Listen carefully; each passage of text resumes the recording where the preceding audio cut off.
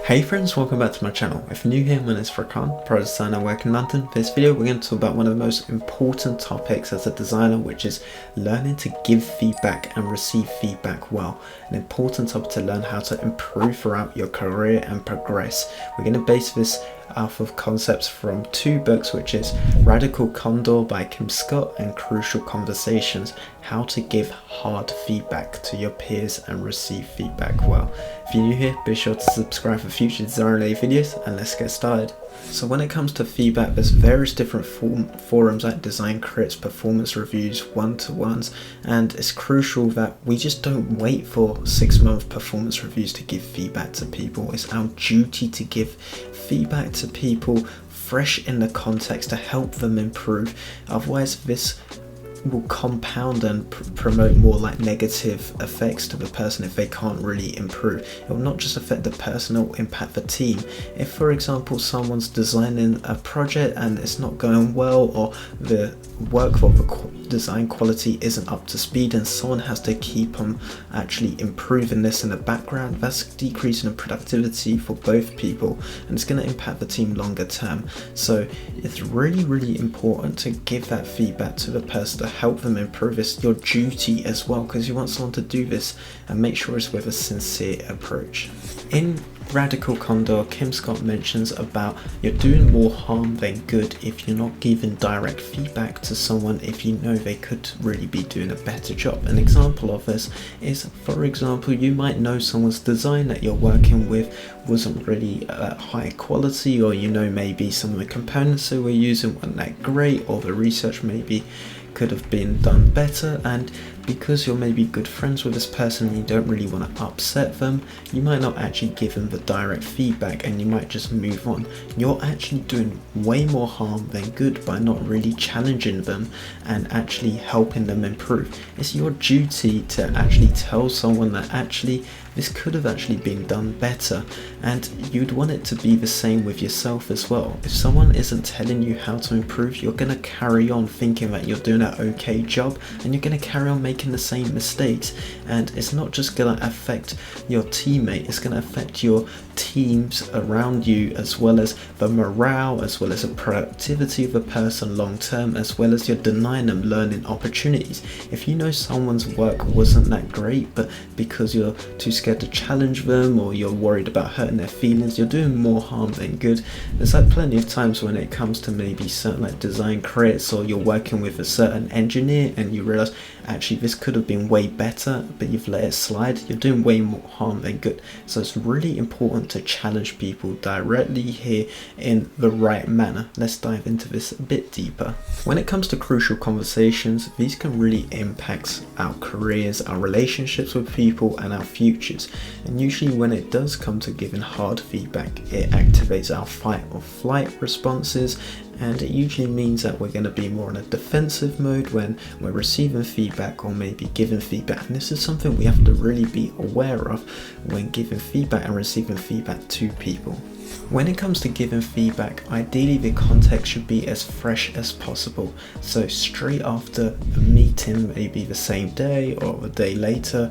For example, if someone's presenting a piece of work and you want to give them feedback, ideally give it straight after the presentation. Or for example, you've been working with an engineer and you might be doing a demo and you want to give them feedback, give it straight away so the context is fresh, and this is the best way it stays relevant.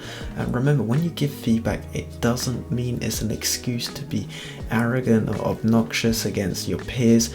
You have to stay candid, and remember, just do things from a sincere approach. You're doing this because you want to actually help improve a person, and you're doing it deep down from an honest perspective. This is the best way to really give feedback. Make sure the context is as fresh as possible, not something that happened. You're in a performance review halfway through the year and you're giving feedback about something that happened in January. The chances are someone's not going to remember what happened in January, so try and get the context as fresh as possible. It's best for both you and the person that's receiving the feedback.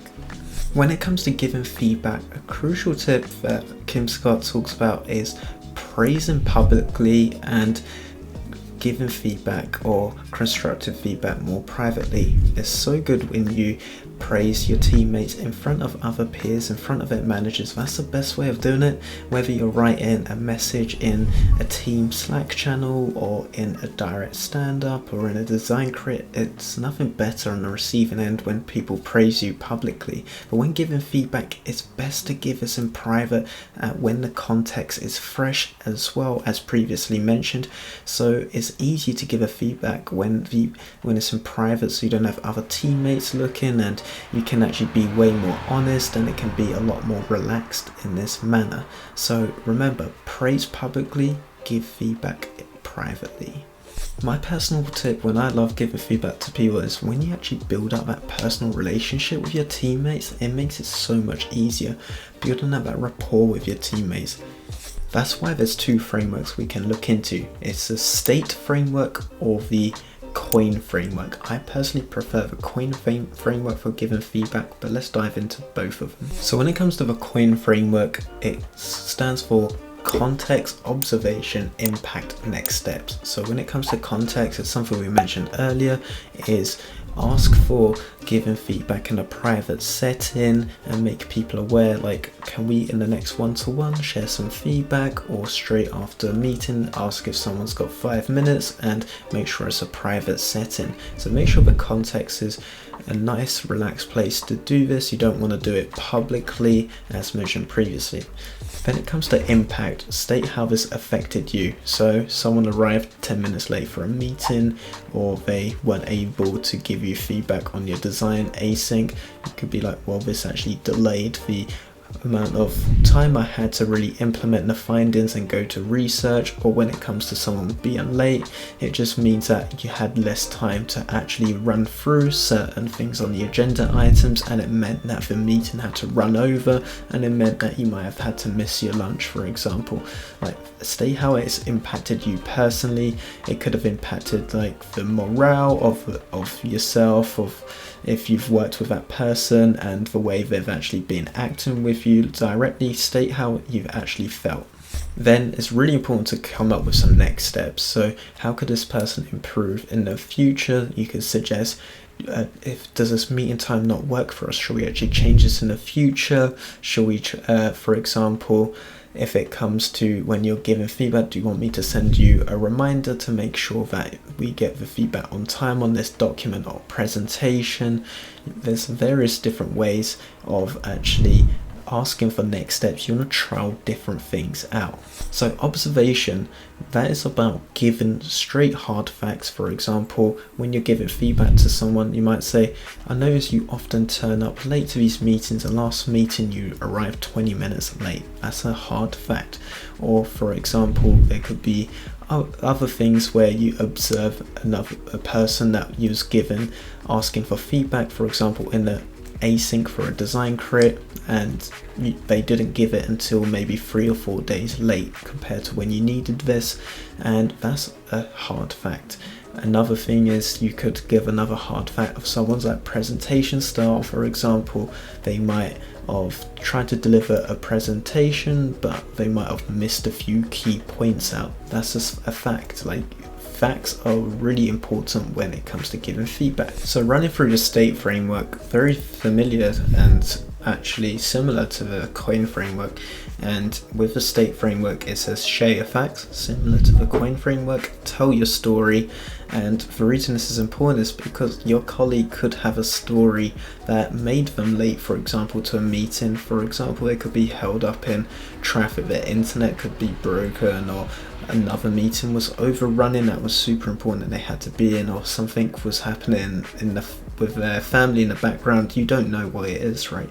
And then ask for other paths. So you need to ask, like, how does the other person like suggest of like improving this, and talk tentatively. When it comes to tentatively is really important, because what you say isn't actually always the facts. There's always going to be things open to interpretation. You have to have an open mind, and then E is for encourage testing, similar to the coin framework where you have next steps, like encourage testing to see the other person's point of view of what they feel like will work. But those are ways of giving free feedback with a coin framework, the state framework, and really it's just such an important part really as a designer, is learning to give that feedback and not just waiting for really just performance reviews to give feedback. Thank you so much for making it to the end of this video. Giving feedback is such an important topic and it's really going to help you throughout your career. Something I'm learning to improve personally as well, and something I'm learning to get better at as well, because it's such a good way to really progress well in your career. Otherwise, how will you ever really know how to improve if people aren't giving you that feedback, or you're not giving that feedback to your peers? Comment down below your favorite tip from this video, give this video a thumbs up, and I'll be sure to subscribe for future design related videos, and I'll catch you in the next video. Peace out.